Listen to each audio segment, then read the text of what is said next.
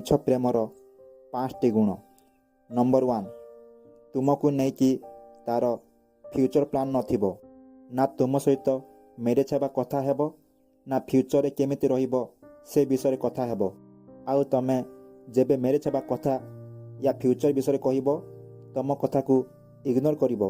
Number 2, ତମେ ଯେବେ ବି ତାହା ସହିତ କଥା ହେବ ସବୁବେଳେ ସେକ୍ସୁଆଲ ଆକ୍ଟିଭିଟି କଥା ହେବ, କିମ୍ବା ବେଶୀ କରି ତା ମନ ଏହି ବିଷୟ ଉପରେ ରହିବ। ନମ୍ବର 3, କୌଣସି ବି କଥାକୁ ନେଇକରି ତମ ଭିତରେ ବୁଝାମଣା ହେବ ନାହିଁ।